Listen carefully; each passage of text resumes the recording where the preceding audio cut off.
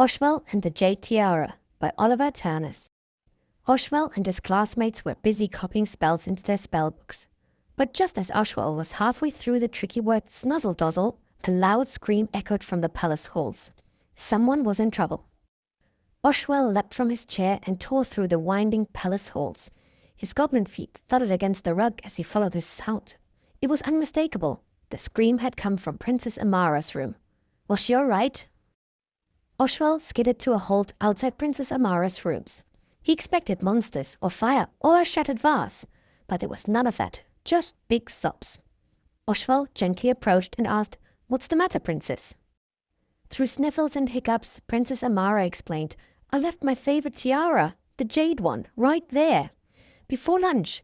Now it's gone. It's been taken." Oshwall nodded and exclaimed, "A missing tiara?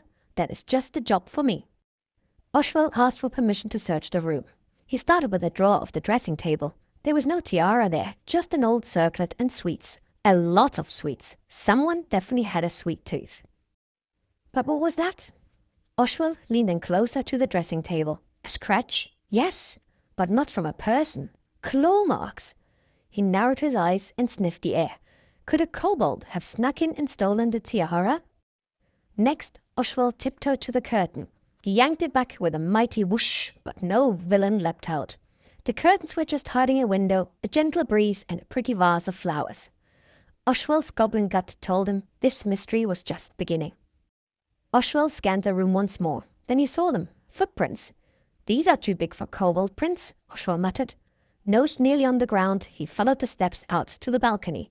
Someone or something left in a hurry. Out there he froze. The mountains looked like sleeping giants, and the lake glittered in the sun. He had never been this high up before. Then, in a twinkle of sunshine, something caught his attention out of the corner of his eyes. Something small, something pink. Oshwall knelt down to pick up the object. Smooth, pink like bubblegum, it shimmered like a diamond in the sun. Yet it was hard like a rock. Oshwall turned it slowly in his hand, then gasped. "Ha! That's it! I know!" Princess Amara blinked confused. Oshwall had already teleported away. With a poof, Oshwall reappeared in a swirl of purple mist. He straightened his robes, brushed off a leaf, and strode towards a cave. Then, in his biggest, boldest voice, he shouted, "Come out! I know you're in there! I know you have it!" At first, nothing. But then, with a shuffle, out came a very sparkling Malefin, with jade tiara on her head. Hi, Oshwall," she mumbled. But Oshwall was cross. "You can't just take it. The princess is sad." Malefin sniffled, then turned the color of raspberry jelly red. With a whisk and a whoosh, they were back at the palace. At the far end of the hall, Princess Amara slouched sadly on her throne. Oshwall stepped forward and smiled. "Don't worry, Princess," he said softly.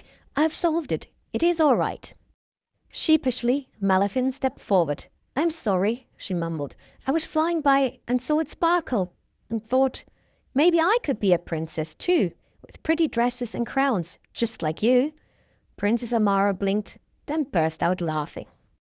Princess Amara put the tiara back on her head, then she said gently, "Wait here a moment," and whoosh, she raced off. Oshwall and Malefin stared at her, puzzled. "Do you think she's calling the guards?" Malefin whispered. "Do they have a dungeon for dragons?" But no guards came. When Princess Amara returned, she held a beautiful wooden box in her arms. Inside lay a simple circle with a ruby at its center. She smiled and said, "Here, you can have it. Be a princess, just like me." Malefin's eyes grew wide. She nearly burst with joy. "Thank you, dear princess," she said. "You are most kind." With care, she placed a ruby circlet on her head. At last, Malefin was what she always dreamt of being, the most beautiful dragon princess in the land.